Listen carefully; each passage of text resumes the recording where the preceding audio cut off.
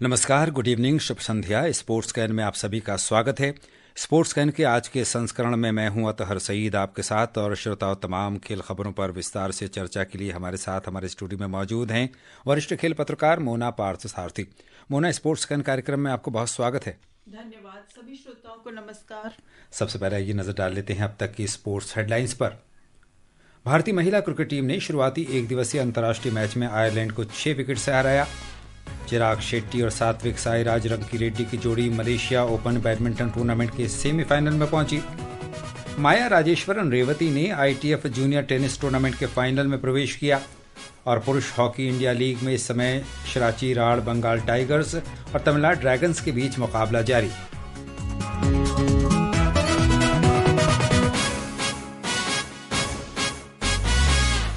शुरुआत क्रिकेट से। महिला क्रिकेट में भारत ने 3 मैचों की एक दिवसीय अंतर्राष्ट्रीय श्रृंखला के पहले मैच में आज राजकोट में आयरलैंड को 6 विकेट से हरा दिया है। पहले बल्लेबाजी करते हुए आयरलैंड ने निर्धारित 50 ओवर में 7 विकेट पर 238 रन बनाए। लक्ष्य का पीछा करते हुए भारत ने यह मैच 34 ओवर और 3 गेंदों में 4 विकेट खोकर 241 रन बनाकर जीत लिया। भारत की ओर से प्रतिका रावल ने सर्वाधिक 89 रन बनाए, जबकि तेजल हसबनीस 53 रन बनाकर नाबाद रहीं।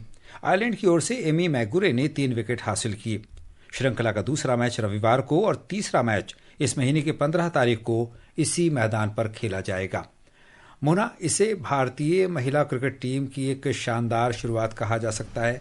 क्या शानदार जीत दर्ज की है अपने पहले ही मैच में। जी बिल्कुल। और लेकिन यहाँ गौरतलब ये भी है कि आयरलैंड की टीम जो है वो अब तक भारत और आयरलैंड के बीच 12 मुकाबले हुए हैं, एक भी नहीं जीत पाई, और बिल्कुल नई टीम है। नए नए जो कहते हैं ना, शुरुआती कदम रख रही है अंतर्राष्ट्रीय क्रिकेट में भारत के खिलाफ। शुरुआत में अच्छा प्रदर्शन रहा बल्लेबाजी में, लेकिन गेंदबाजी में टिक नहीं सके भारत के सामने। और वाकई में भारत की एक अच्छी सत्र की अच्छी शुरुआत कहा जाएगा, क्योंकि जिस तरह से पिछले साल हमने देखा कि ऑस्ट्रेलिया में हम क्लीन स्वीप करा के लौटे थे, उसके बाद वेस्ट इंडीज के खिलाफ खेला और जीते। और क्या शानदार जीते। जहां तक T20 का प्रश्न है या फिर ODI का प्रश्न है, जी दोनों श्रृंखलाएं हमने जीती। एक में क्लीन स्वीप किया, एक 2-1 से जीती, और उसी लय को बरकरार रखा है। और गौरतलब बात है कि आप अगर टीम शीट देखें, काफी सारे बदलाव इस टीम में है। नियमित कप्तान जो खराब फॉर्म से भी जूझ रही थी, हरमनप्रीत कौर, वो इस टीम में नहीं है। स्मृति मांधना कप्तानी कर रही है उनकी गैर मौजूदगी में। और पिछले कुछ अरसे से भारत की सबसे सफल तेज गेंदबाज रही रेणुका ठाकुर, वो नहीं खेल रही हैं। और एक सवाल मैं बीच में लेना चाहता हूं। आपने बात की शानदार जीत की कि T20 में हमने वेस्ट इंडीज को धमाकेदार तरीके से हराकर जीता, फिर ODI भी हमने जीती। तो क्या आयरलैंड के साथ इसी की पुनरावृत्ति होने जा रही है? जी बिल्कुल, मैं वही कह रही हूँ कि जो कुछ चीजें थी जो हमारे लिए बहुत बड़ी परेशानी बनी हुई थी, जैसे ओपनिंग पार्टनर स्मृति मंधाना के साथ कौन होगा, जब से शेफाली वर्मा बाहर हैं, कई आजमाया गया, ऋचा घोष को ऊपर भेजा गया, वो भी कारगर साबित नहीं हुआ। लेकिन अब मुझे लगता है कि प्रतिका रावल के रूप में एक अच्छा विकल्प भारत को मिल गया है, क्योंकि अपना दूसरी ही श्रृंखला खेल रही हैं। वेस्ट इंडीज के खिलाफ ही इन्होंने पदार्पण किया था, दिल्ली की प्लेयर है, और जिस तरीके से आज उन्होंने बल्लेबाजी की है, तो मुझे लगता है एक बहुत बड़ी समस्या जो भारत की पिछले कुछ समय से रही है वो हल होती नजर आ रही है। और आपको ये पता ही है कि विश्व कप होने वाला है भारत में, तो टीम संयोजन जो बनाने की प्रक्रिया है वो चालू है, और उसके लिए भारतीय चयनकर्ताओं को एक अच्छा विकल्प मिल गया है। प्रतिका रावल शतक से चूकी जरूर, लेकिन शानदार प्रदर्शन उन्होंने किया, लेकिन उनका साथ तेजल ने भी बखूबी दिया। बिल्कुल, और तेजल भी कमबैक कर रही हैं टीम में, काफी समय बाद खेल रही हैं। और जो भी बदलाव टीम में हुए हैं, मुझे लगता है पहले मैच में अभी तक तो ये ठीक नजर आ रहा है। और जहां रेणुका की हम बात कर रहे थे कि एक अनुभवी गेंदबाज नहीं होने पर जिस तरह से टिटा साधु ने ये जिम्मेदारी निभाई है, युवा गेंदबाज हैं, काफी अच्छा उनका प्रदर्शन रहा। और प्रतिका का आपने जिक्र किया, तो साइकोलॉजी की स्टूडेंट हैं प्रतिका, और मैं सुन रही थी उनको, कह रही थी कि साइकोलॉजी पढ़ने से उनको मानसिक रूप से मजबूत रहने में काफी मदद मिली है। और हमने देखा अब तक जितने 3 मैच उन्होंने खेले हैं, काफी परिपक्व खिलाड़ी हैं, अनुभव उतना नहीं है, लेकिन खेल जो है वो इसी पर निर्भर करता है कि आप मानसिक रूप से कितने मजबूत हैं। नहीं तो बड़े बड़े सूरमाओं को हमने धराशायी होते हुए देखा है। लेकिन प्रतिका रावल कूल माइंडेड हैं और बहुत ठंडे दिमाग से खेलते हुए बेहतरीन उन्होंने आज शॉट्स लगाए हैं और अपनी टीम को विजयी द्वार तक उन्होंने पहुंचाया है। और एक तरह से बेदाग पारी खेली उन्होंने। शानदार बल्लेबाजी का नमूना उन्होंने यहाँ पर प्रस्तुत किया। लेकिन क्या इसका सेहरा आप भारतीय बल्लेबाजी के सर पर बांधेंगी मोना, या फिर आयरलैंड की कमजोर गेंदबाजी को आप इसका श्रेय देंगी? देखिए, दोनों ही हैं। आप भारतीय बल्लेबाजों से भी श्रेय छीन नहीं सकते, क्योंकि पिच ऐसी थी जिससे गेंदबाजों को कुछ मदद मिल नहीं रही थी और बल्लेबाजी के लिए अनुकूल पिच थी। यहाँ पर भारत के गेंदबाजों ने भी अच्छा प्रदर्शन किया और बल्लेबाजों ने भी अच्छा प्रदर्शन किया। हालांकि मुझे लगता है कि आयरलैंड को 200 रन के भीतर रोका जा सकता था। तो वो एक जो बाद में स्मृति ने मैच के बाद बोला भी कि थोड़े रन जो फालतू दे दिए हैं वो उस पर अंकुश लगाना होगा। आपने पिच का जिक्र किया तो अगले जो 2 मैच हैं जो कि आइंदा रविवार को खेला जाना है और तीसरा मैच जो है 15 तारीख को यहाँ पर इसी मैदान पर यानी राजकोट में खेला जाना है, तो क्या पिच का मिजाज यही रहेगा या फिर उसमें कोई तब्दीली आने की संभावना है और इसका फायदा भारतीय टीम को मिलेगा या फिर आयरलैंड को? देखिए, मुझे लगता है कि पिच से आज गेंदबाजों को उतनी मदद मिल नहीं रही थी और स्ट्रोक्स खेलने के लिए काफी आसान पिच थी। तो पिच का स्वभाव इसी मैदान पर होने वाला है, तो लगभग यही रहने वाला है। और भारतीय टीम को चाहिए कि आज की तुलना में इससे ज्यादा फायदा वो पिच से उठा सके। आगे बढ़ते हैं। मुंबई क्रिकेट संघ एमसीए के वानखेड़े स्टेडियम की 50वीं वर्षगांठ के मौके पर 19 जनवरी को आयोजित एक भव्य समारोह में सचिन तेंदुलकर, सुनील गावस्कर, रोहित शर्मा सहित कई महान क्रिकेटर शामिल होंगे। ये समारोह 12 जनवरी से शुरू होगा। इस मौके पर पूर्व कप्तान रवि शास्त्री, अजिंक्य रहाणे, दिलीप वेंगसरकर, सूर्य कुमार यादव और डायना इडुल्जी के शामिल होने की भी उम्मीद है। एमसीए 19 जनवरी को एक कॉफी टेबल बुक जारी करेगा और एक स्मारक डाक टिकट भी जारी करेगा। एक यादगार क्षण होगा। बिल्कुल होगा। और आप लेगेसी देखिए एमसीए की, कैसे कैसे खिलाड़ी दिए हैं, सुनील गावस्कर से लेकर सूर्य कुमार यादव तक और सचिन तेंदुलकर, रोहित शर्मा, बहुत लंबी फहरिस्त है और लीजेंड्स दिए हैं। तो ये बहुत ही यादगार पल होगा एमसीए के लिए। और अब बात बैडमिंटन की। मलेशिया ओपन बैडमिंटन टूर्नामेंट में आज कुआलालंपुर में भारत के चिराग शेट्टी और सात्विक साईराज रंकीरेड्डी की जोड़ी ने मलेशिया के ओंग यू सिन और टीओई को 49 मिनट में 26-24, 21-15 से हराकर सेमीफाइनल में प्रवेश कर लिया है। इससे पहले भारतीय जोड़ी ने राउंड 16 में मलेशिया की अयूब अजरियन और टेन वी कियोंग की जोड़ी को सीधे सेटों में 21-15, 21-15 से हराया था। अन्य सभी भारतीय खिलाड़ी अपने अपने मैच हारकर टूर्नामेंट से बाहर हो गए। मोना, अब मलेशिया ओपन में भारत की एकमात्र उम्मीद की किरण चिराग शेट्टी और सात्विक साईराज रंकीरेड्डी पर टिकी है। क्या हम फाइनल या फिर उससे आगे बढ़कर बात करें तो टाइटल तक का सफर तय कर सकेंगे? देखिए, 2023 और 24 में जिस तरह चिराग और सात्विक का प्रदर्शन रहा है, कई टूर्नामेंट उन्होंने जीते और ये सबसे प्रेस्टिजियस टूर्नामेंट जिसको सुपर 1000 कैटेगरी का टूर्नामेंट कहा जाता है वो है।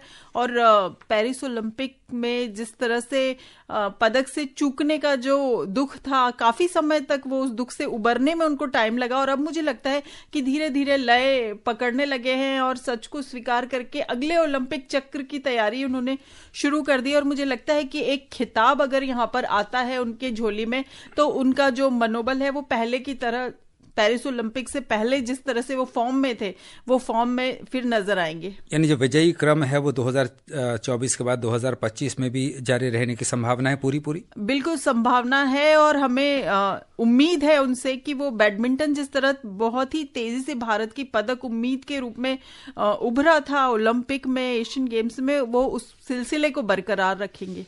लेकिन सिंगल्स में भारतीय खिलाड़ियों को क्या हो रहा है मोना? ये एक बड़ा कठिन प्रश्न है। हमारे इतने अच्छे खिलाड़ी हैं लेकिन ऐन वक्त पर हम क्यों लक्ष्य से भटक जाते हैं?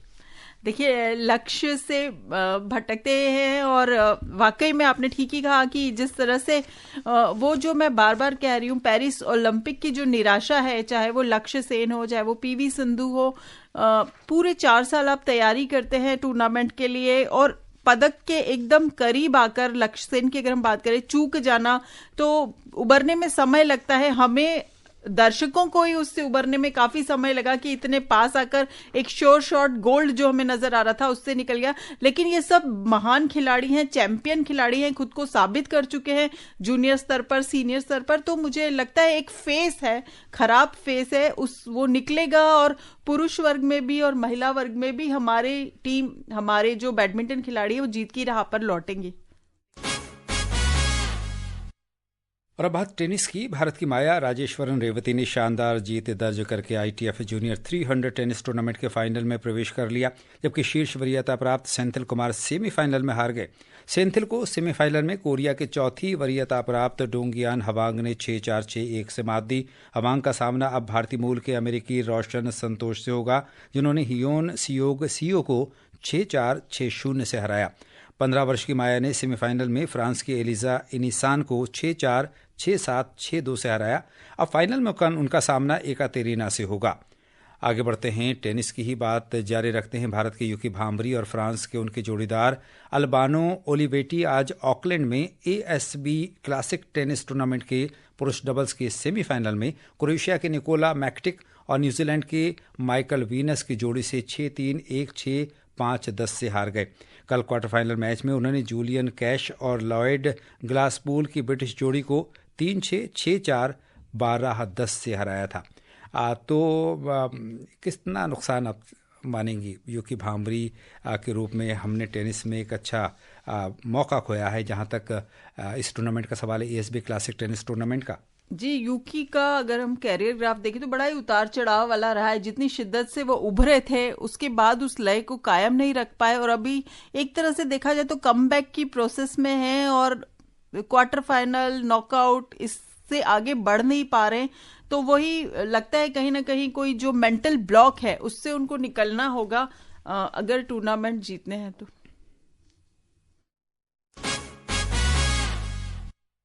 और अब हॉकी की बात करेंगे। पुरुष हॉकी इंडिया लीग में आज ओडिशा के राउरकेला में इस समय शिवराची राड़, बंगाल टाइगर्स और तमिलनाडु ड्रैगन्स के बीच मैच खेला जा रहा है। ताज़ा समाचार मिलने तक तमिलनाडु ड्रैगन्स ने 1 गोल से बढ़त प्राप्त कर ली है। कल वेदांता कलिंगा लांसर्स ने टीम गोनासिका को 2-1 से हराया था। एंटनी किना को प्लेयर ऑफ द मैच चुना गया और इस जीत के साथ कलिंगा लांसर्स की टीम 7 अंक हासिल करते हुए अंक तालिका में तीसरे स्थान पर पहुंच गई है, जबकि टीम गोनासिका 4 अंक के साथ 7वें स्थान पर पहुंची है। और नीरज चोपड़ा की बात करेंगे, भाला फेंक प्रतियोगिता के हमारे बहुत बड़े खिलाड़ी। पेरिस ओलंपिक के रजत पदक विजेता भारतीय खिलाड़ी नीरज चोपड़ा को विश्व स्तर पर प्रसिद्ध अमेरिकी पत्रिका ट्रैक एंड फील्ड न्यूज़ ने 2024 में भाला फेंक में दुनिया का सर्वश्रेष्ठ पुरुष खिलाड़ी करार दिया है। पिछले वर्ष ओलंपिक खेलों में पाकिस्तान के अरशद नदीम के बाद दूसरे स्थान पर रहने वाले 27 वर्षीय नीरज चोपड़ा ने कैलिफोर्निया स्थित पत्रिका की 2024 की रैंकिंग में शीर्ष स्थान प्राप्त किया है। उन्होंने ग्रेनेडा के 2 बार के विश्व चैंपियन एंडरसन पीटर्स को पीछे छोड़ा। मोना प्रतिष्ठित अमेरिकी मैगजीन है ये ट्रैक एंड फील्ड न्यूज़, और इसने भारत के नीरज चोपड़ा को सर्वश्रेष्ठ भाला फेंक एथलीट घोषित किया है। एक बहुत बड़ी उपलब्धि कहा जा सकता है जहां तक भारतीय खिलाड़ी का प्रश्न है या भारतीय खेलों का प्रश्न है। देखिए, नीरज चोपड़ा अब ऐसे लेजेंड हो गए हैं कि जब भी वो ट्रैक पर, फील्ड पर कदम रखते हैं कोई ना कोई नया रिकॉर्ड उनके नाम होता है। और निरंतरता जिसकी हम बात करते हैं, प्रदर्शन में निरंतरता, आप देखिए चाहे विश्व चैंपियनशिप हो जी, ओलंपिक हो, राष्ट्रमंडल खेल हो या डायमंड लीग हो, इतना प्रेस्टिजियस टूर्नामेंट, लगातार हर बार पदक उन्होंने भारत की झोली में डाला है। और मुझे लगता है इस निरंतरता का ही उन्हें पुरस्कार मिला है कि उन्हें सर्वश्रेष्ठ खिलाड़ी चुना गया, भाला फेंक खिलाड़ी चुना गया, जबकि पाकिस्तान के अरशद नदीम ने स्वर्ण पदक जीता था। लेकिन निरंतरता जो है वो नीरज के प्रदर्शन में नजर आती है। बिल्कुल सही कहा आपने। खिताब के दावेदार ओडिशा FC और गोकुलम केरला ने आज कोझिकोड में इंडियन विमेंस फुटबॉल लीग में अपना अभियान 1-1 से ड्रॉ खेलकर शुरू किया। मैच के दोनों गेल दूसरे हाफ में हुए। गत चैंपियन गोकुलम केरला ने 61वें मिनट में लिंडा कोम सर्टो की बदौलत बढ़त हासिल की, लेकिन पिछले चरण की उपविजेता ओडिशा FC ने 87वें मिनट में हकोम शिल्की देवी के गोल से स्कोर बराबर किया, जो अंत तक बरकरार रहा। और श्रोताओ, समय हो चला है आपसे विदा लेने का। कल फिर मिलेंगे कुछ और ताज़ा खेल खबरों के साथ। मुन्ना, आप हमारे स्टूडियो में आई, तमाम खेल खबरों पर आपने हमारे साथ विस्तार से चर्चा की, इसके लिए आपका बहुत धन्यवाद। शुक्रिया। और श्रोताओ, इसी के साथ स्पोर्ट्स कैन की पूरी टीम के साथ अतहर सईद को अनुमति दीजिए। नमस्कार।